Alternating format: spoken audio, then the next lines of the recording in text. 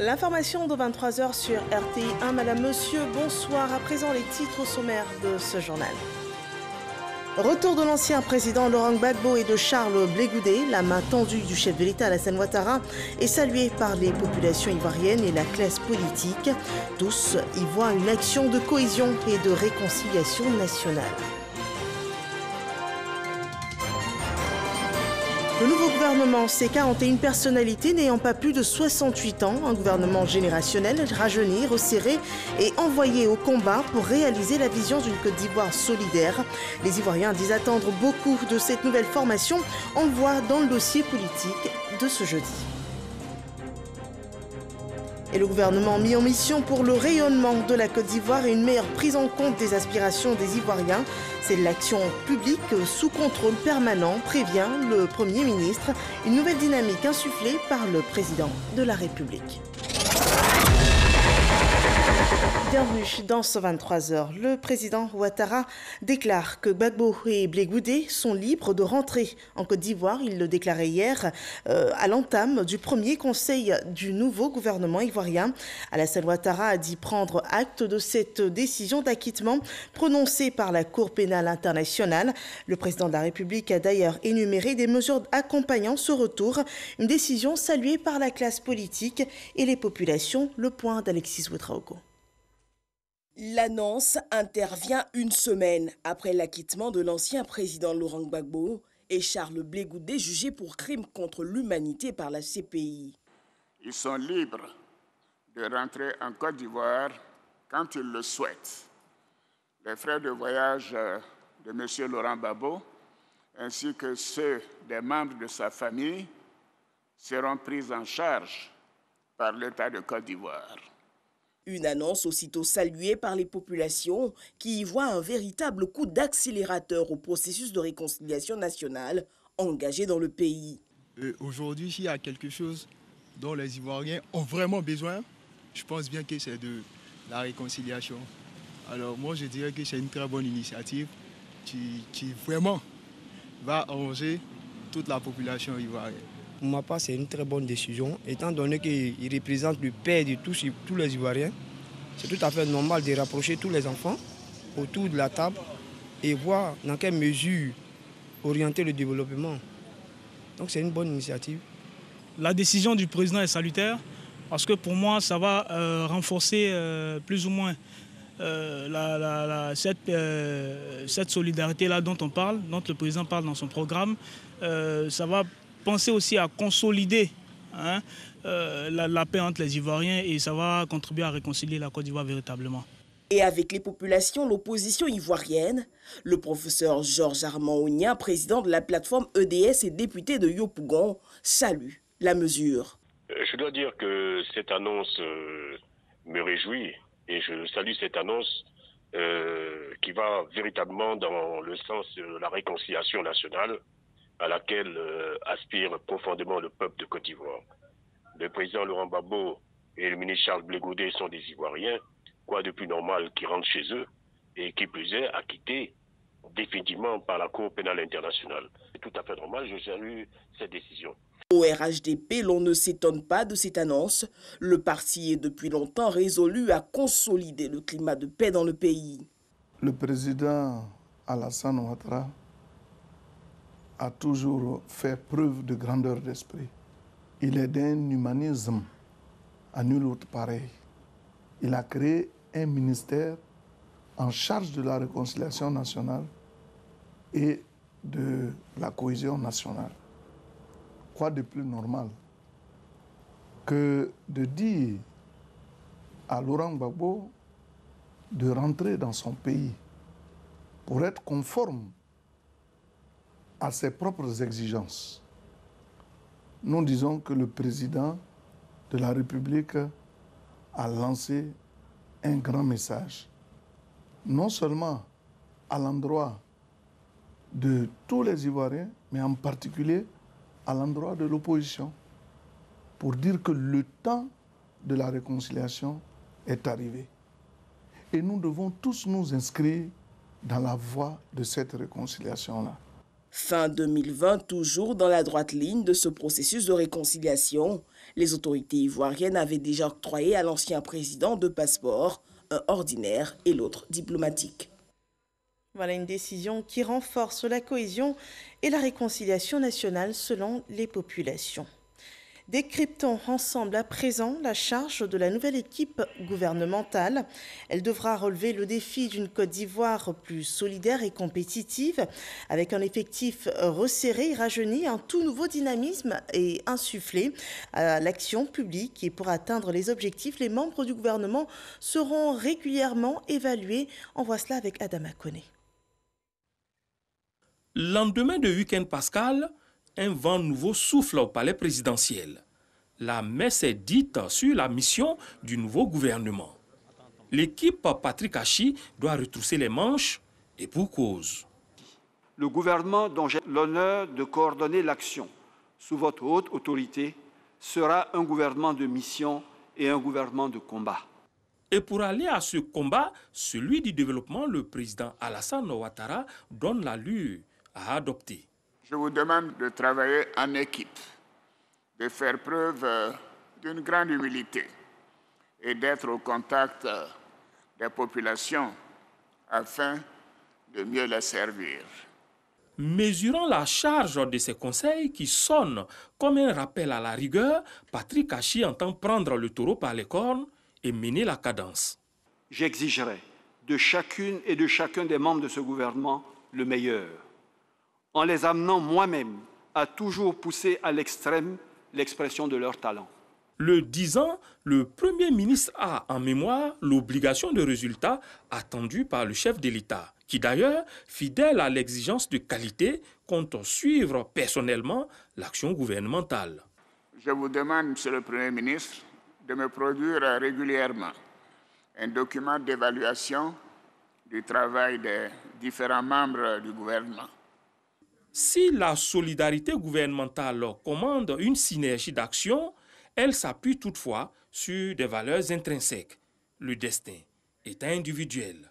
Ce document permettra de suivre l'action gouvernementale et de juger individuellement chacun des ministres. Le top départ est ainsi donné. Chaque membre du gouvernement est du coup au pied du mur, la truelle à la main, prêt à bâtir la Côte d'Ivoire. Les membres du gouvernement au pied du mur, c'est un gouvernement de mission et de combat, une formation rajeunie pour une meilleure prise en compte des aspirations des Ivoiriens. La population qui, comme le président de la République et le Premier ministre, attend beaucoup de cette nouvelle équipe. Gabriel Zani rapporte les attentes des Ivoiriens et c'est le dossier politique de ce jeudi.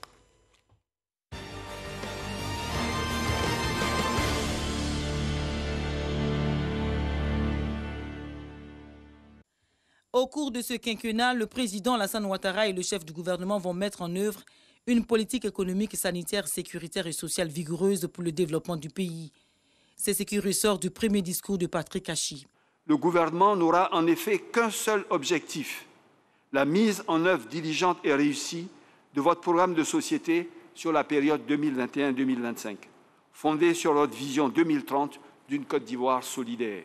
Derrière le mot du Premier ministre, il y a un projet de renouvellement qui devra se dessiner en croissance des régions. Ce gouvernement que vous avez voulu plus resserré et rajeuni, dont l'architecture épouse les grandes orientations de votre projet de société, ce gouvernement qui fait une part juste à nos sœurs en leur donnant des postes de premier plan, ce gouvernement qui épouse la diversité régionale de notre pays est l'outil qui permettra à notre Côte d'Ivoire de poursuivre sa marche dans la voie d'un progrès et d'une prospérité partagée.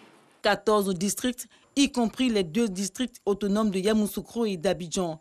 Les 12 autres districts subdivisés en 31 régions. Il y a une répartition des ministres sur l'ensemble du territoire ivoirien. Les exigences du président de la République et de son Premier ministre seront forcément grandes pour les heureux élus. Bon, je sais que cela fait partie un peu de la gouvernance de la Côte d'Ivoire. Ce qu'il était convenu d'appeler au temps du président Fouboy la géopolitique. Il faut bâtir la nation ivoirienne. Je pense qu'il faudrait un plan national de développement qui est piloté par le Premier ministre, de sorte à ce que les Ivoiriens regardent comme des frères, cohabitent, collaborent. Un plan national qui essaie de partager le fruit de la coopération sociale en fonction des besoins des régions. Ils ne sont pas les seuls à attendre beaucoup plus des ministres. Les Ivoiriens aussi veulent voir des changements. Quand nous prenons par exemple la région de l'Ouest, qui peut-être par le passé avait été représentée par un seul ministre, aujourd'hui se voit représentée par un ministre et un secrétaire d'État chargé des affaires maritimes, en l'occurrence le docteur Cyril Célestin, président du conseil régional même du Guémont. Donc comme je le disais, il y a quand même une nette amélioration à ce niveau. Donc ça suscite quand même des espoirs. Si chaque région a un ministre, c'est une bonne chose, parce qu'aujourd'hui, ces ministres qui représentent le peuple au sein du gouvernement du président de la République, c'est eux qui doivent apporter le développement. Pour ne pas dire demain, telle région a un ministre et puis nous on n'a pas de ministre, voilà, notre région est laissée pour compte. Je pense à chacun de vraiment s'occuper des problèmes de sa région, vraiment pour le développement de la Côte d'Ivoire. Avec de telles attentes, de nouveaux enjeux émergent forcément. Les qualités individuelles, notamment la technicité, la complémentarité de l'équipe gouvernementale, seront sollicitées. Je les exhorte pour qu'ils puissent vraiment mettre toutes leurs compétences au service de la population ivoirienne. Parce qu'actuellement, nous les jeunes, on attend beaucoup de ce gouvernement. La balle est dans leur camp, que cette équipe dynamique puisse continuer vraiment à nous produire des œuvres que le président de la République même a commencé le travail. La réalité de ce changement se concrétise en ce casting serré. 37 ministres et 4 secrétaires d'État contre 47, dont 6 secrétaires d'État dans l'équipe précédente. Bon, je pense que c'est du bon augure pour la Côte d'Ivoire. D'autant plus que ceux qui sont arrivés dans ce gouvernement ont déjà un bon parcours derrière eux. Certains qui étaient déjà DG de structures importantes pour la Côte d'Ivoire, donc des gens qui ont l'expérience. Face au challenge du nouveau mandat du président de la République, Côte d'Ivoire solidaire, faire des champions nationaux, la poursuite de la construction des infrastructures. Je pense que cette équipe-là est quand même adaptée pour faire face aux enjeux cruciaux de la Côte d'Ivoire d'aujourd'hui. Je pense que ce gouvernement-là a les compétences requises pour faire face à ces challenges. Le président de la République avait promis depuis quelque temps le rajeunissement du gouvernement pour en faire un gouvernement de mission et de combat selon les mots du Premier ministre. Tout ceci suscité par ses nombreuses visites au cours desquelles il a rencontré les Ivoiriens de 2013 à 2020, après avoir été élu en décembre 2010. Tenu compte des besoins des populations dans le but d'impacter les régions des fruits de la croissance, voilà ce en quoi se sont résumées les 31 visites de Alassane Ouattara à travers tout le pays. Et c'est ce qui a d'ailleurs donné naissance à ce gouvernement Patrick Achian. Voilà l'émission de ce nouveau gouvernement mis en lumière dans ce dossier politique de Gabriel Zani. Démission avec pour fil directeur le développement de la Côte d'Ivoire, un enjeu crucial. Les ministres aussitôt nommés se sont mis au travail. La nouvelle patronne de la diplomatie ivoirienne, la ministre d'État Kandia Camara, en sa qualité de ministre des Affaires étrangères, de l'intégration africaine et de la diaspora, a reçu son cahier de charge. Une cérémonie de passation de témoins rapportée par Moussa Konaté. On regarde. C'est la première femme à la tête de la diplomatie ivoirienne. Kandia Camara est depuis le 6 avril dernier ministre d'État, ministre des Affaires étrangères, de l'intégration africaine et de la diaspora. Elle remplace à ce poste Ali Koulibaly, le ministre sortant, qui lui transmet ses encouragements. Je voudrais témoigner ma reconnaissance à tout le corps diplomatique, tous les ambassadeurs accrédités en Côte d'Ivoire qui m'ont accompagné pendant toute la durée de mon mandat à la tête de ce ministère. Madame le ministre d'État et très chère sœur, l'essentiel n'a pas besoin de trop de mots.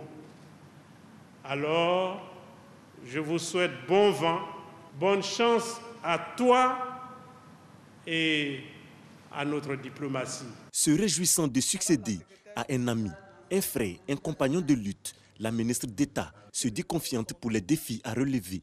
J'arrive sereine dans cet important ministère régalien, car assurée d'avance de pouvoir compter sur ses précieux conseils et de profiter de son inestimable expérience ainsi que de son riche portefeuille de contacts.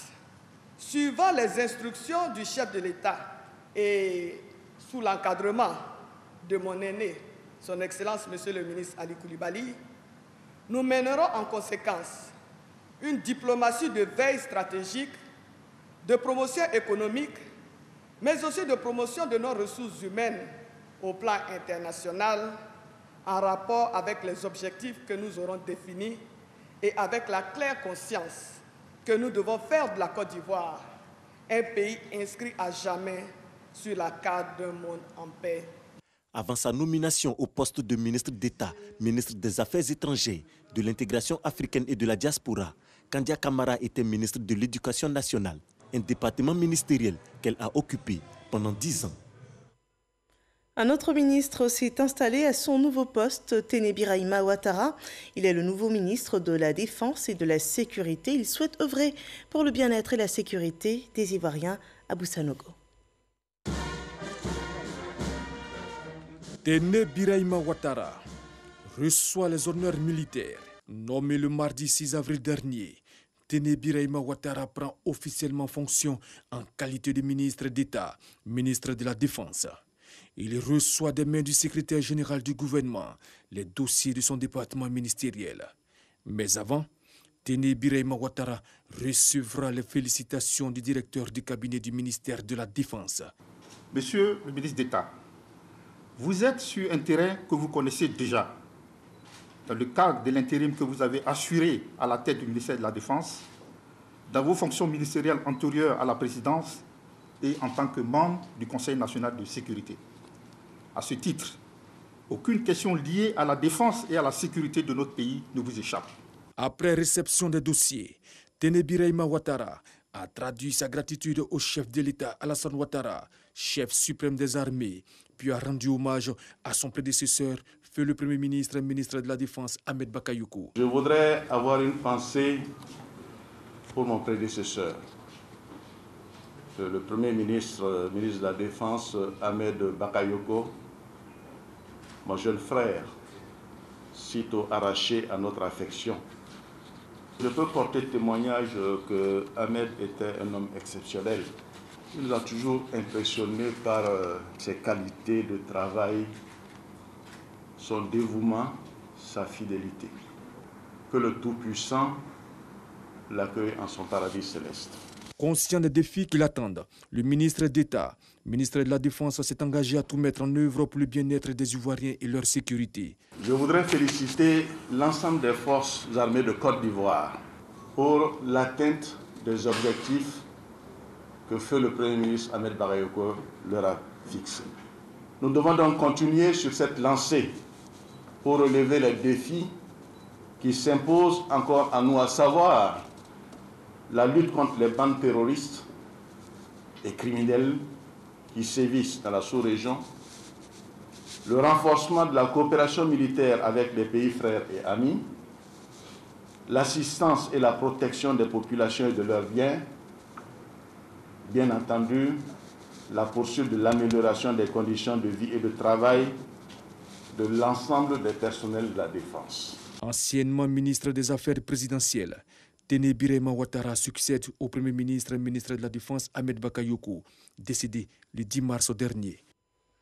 Il y a eu aussi passation de charge au ministère du Pétrole et de l'Énergie. Thomas Camara en est le nouveau patron. Il remplace à ce poste Abdourahmane Cissé, nouveau secrétaire général de la présidence de la République. Nous en parlons avec Cheikh Koné. Immeuble Siam, 15e étage, jeudi 8 avril. Le pétrole et l'énergie ont un nouveau locataire en la personne de Thomas Camara, actuel directeur général de la Société ivoirienne de raffinage, CIR. Cissé Abdourahmane, le ministre sortant, et Thomas Camara, le ministre entrant, se connaissent très bien pour avoir collaboré pendant 28 mois. Une franche collaboration qui a le mérite de mettre en lumière les compétences professionnelles de son successeur, a reconnu le ministre sortant. Cette nomination est la reconnaissance de ses compétences. Comme on le dit souvent, il est la bonne personne à la bonne place. Félicitations, chers frères, pour cette brillante nomination. Dans ses premiers mots, le tout nouveau ministre a invité l'ensemble du personnel de son département ministériel ainsi que les directions décentralisées à poursuivre les progrès réalisés par son prédécesseur. Chers collègues du ministère, je suis un des vôtres, j'arrive. Je souhaite donc que la collaboration soit bonne, que nous puissions continuer les actions qui ont été réalisées. Je souhaite donc que vous soyez disponibles, que la collaboration soit bonne, de sorte que les résultats soient au rendez-vous. Héritant du portefeuille du pétrole et de l'énergie, plusieurs dossiers stratégiques sont attendus sur la table de Thomas Kamara. Il s'agit, entre autres, de la loi sur le contenu local, la construction de la première centrale solaire flottante d'Afrique, l'arrivée de nouveaux acteurs dans le secteur des hydrocarbures, mais surtout l'important défi de la couverture à 100% en électricité d'ici à 2025 en Côte d'Ivoire. Au titre des nouveaux entrants au gouvernement figure Amadou Koulibaly. Il est le nouveau ministre de la Communication, des médias et de la francophonie. Il faisait hier son baptême de feu en sa qualité de porte-parole du gouvernement. Nous avons pu le voir animer avec éloquence la conférence de presse faisant le point des décisions prises au cours du Conseil des ministres qui s'est tenu hier. Qui est-il? Quel est son parcours? Réponse dans cet élément de Patricia Omo. Nommé le 6 avril 2021 dans le gouvernement, le nouveau ministre de la Communication, des médias et de la francophonie, son Excellence M. Amadou Koulibaly, est ambassadeur depuis 2019 et directeur des services extérieurs de la présidence de la République de Côte d'Ivoire depuis 2015. Diplômé de lettres modernes de l'École normale supérieure d'Abidjan, il exerce à partir de 1990 en tant que professeur des collèges au lycée municipal de Koumassi avant de rejoindre le ministère d'État, ministère de l'Agriculture, en qualité de directeur de services de communication et des relations publiques de 2003 à 2008. Son Excellence M. Amadou Koulibaly est membre du bureau politique du Rassemblement des Oufouettistes pour la démocratie et la paix, RHDP, et adjoint au maire de la commune de Korogo depuis 2018. Son engagement en politique se fait au sein du Rassemblement des Républicains RDR dès sa création. Il commence par faire ses preuves au sein du Rassemblement des Jeunes Républicains, RJR, où il finira par occuper le poste de vice-président national de 1998 à 2000. Ses qualités d'excellent communicant et de bon orateur lui valent l'accession au poste de secrétaire national adjoint à la communication du RDR de 2004 à 2013. En 2006, le président du RDR, son Excellence M. Alassane Ouattara, le prend à ses côtés en qualité de conseiller en communication jusqu'en 2010. En 2015, il est conseiller en communication de la direction nationale de campagne du président du RDR. Il aura été également conseiller de la présidence du RDR en 2017. Son mérite personnel et les services éminents rendus à la nation ont été récompensés à travers son élévation au rang d'officier de l'Ordre national de la République de Côte d'Ivoire. Marié, le ministre de la Communication, des médias et de la francophonie a été élu député de Korogo sous-préfecture aux élections législatives du 6 mars 2021. Découvrons à présent cet autre nouveau ministre du gouvernement, Patrick Achi. Alcide Djedje, il est le ministre délégué chargé de l'intégration africaine auprès du ministre d'État, ministre des Affaires étrangères et de l'intégration africaine et de la diaspora. Sephora Zegui nous conte son parcours. Il est le tout nouveau ministre délégué auprès du ministre d'État, ministre des Affaires étrangères, de l'intégration africaine et de la diaspora. Alcide Ilaïri Djedje est chargé de l'intégration africaine. À 65 ans, il a été le directeur général des relations multilatérales du 14 mars 2018 au 6 avril 2021. Également conseiller technique du ministre des Affaires étrangères de 2017 à 2018.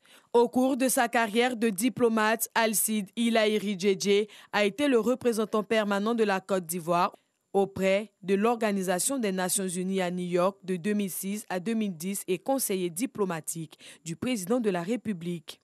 Fin négociateur, l'ambassadeur Alcide Djedje a coordonné le programme de la délégation présidentielle et ministérielle pendant l'Assemblée générale annuelle des Nations Unies. Alcide Ilaïri Djedje est un ancien élève du cycle supérieur de la filière diplomatie de l'École nationale d'administration ENA d'Abidjan. Il est également diplômé de Sciences Po Paris, Lyon 2 et de l'Institut d'études politiques de Lyon en France. Il a obtenu son baccalauréat série A4 au lycée classique d'Abidjan. Militant de longue date du Front populaire ivoirien, le diplomate lance en septembre 2018 son propre mouvement politique, Congrès pour la consolidation de la République et le développement Concorde. L'ambassadeur Alcide Ilaïri Djedje est officier de l'Ordre national de Côte d'Ivoire. Il est membre du RHDP, Rassemblement des oufétistes pour la démocratie et la paix. Il est né le 22 octobre 1956 à Abidjan, marié et père de 3 enfants. Ce nouveau gouvernement ivoirien compte aussi 4 secrétariats d'État. Clarisse Kayo-Marie aura la gestion du secrétariat d'État chargé de la protection sociale. Son portrait par Mahama Traoré. Au 4e étage de l'immeuble abritant le siège de la Caisse nationale de prévoyance sociale, CNPS, le directeur général adjoint de l'institution, Clarisse Kayo-Marie, assiste à l'une de ces dernières réunions. Cadre supérieur de sécurité sociale, après une maîtrise en droit obtenue à l'université d'Abidjan-Cocody en 1984, elle a été nommée le 6 avril dernier comme secrétaire d'État chargée de la protection sociale dans le premier gouvernement du Premier ministre Patrick Achi. Entrée à la CNPS le 10 mars 1986, elle va y gravir les échelons en occupant plusieurs postes: chef d'agence, chef du service contentieux des prestations et réglementations, chef du département recouvrement, responsable de la cellule juridique et inspecteur-chef, avant ses récentes fonctions de directeur général adjoint chargé de l'exploitation. Dans la vie associative, Clarisse Kayo-Marie est également active. Elle est la secrétaire générale de l'Union africaine de la mutualité. La nouvelle secrétaire d'État chargée de la protection sociale a également un riche parcours politique. Anciennement 2e vice-présidente de l'UDPCI, elle figure sur la liste des membres fondateurs du RHDP. Clarisse Kayo-Marie a été députée à l'Assemblée nationale pour la législature 2011-2016. À 61 ans passés, elle est mère de 5 enfants. L'autre actualité de ce pays, c'est la levée du mot d'ordre de grève des agents des collectivités territoriales. Une grève entamée hier. La levée de ce mot d'ordre est intervenue après des discussions avec le ministère de l'Intérieur et de la Sécurité. Les agents des mairies réclamaient principalement l'annulation de la mesure de suspension du paiement des indemnités de départ à la retraite des agents des collectivités territoriales. On voit cela avec Didier Nguessan. Les agents des collectivités territoriales étaient en grève pour 72 heures depuis hier mercredi 7 avril. Leurs revendications portent sur 7 points, axés dans l'ensemble sur la révalorisation salariale et leur intégration au statut de la fonction publique. Après une rencontre avec les services du ministère de l'Intérieur et de la Sécurité, le collectif des syndicats lève le mot d'ordre de grève. Suite à l'arrêt du travail des 72 heures observé dans les communes, régions et districts sur toute l'étendue du territoire national, considérant la satisfaction des revendications par M. le ministre de l'Intérieur et de la Sécurité, le général Wagondo Diomandé est réuni en Assemblée générale extraordinaire ce jeudi 8 avril 2021 à la Bourse du travail de Treichville. Décidons de la suspension de l'arrêt de travail et demandons à tout le personnel de reprendre le service dès ce jour. Le collectif des syndicats nationaux des agents des collectivités territoriales de Côte d'Ivoire compte au moins 30 000 membres. À présent, voyons le point de la situation sanitaire en Côte d'Ivoire.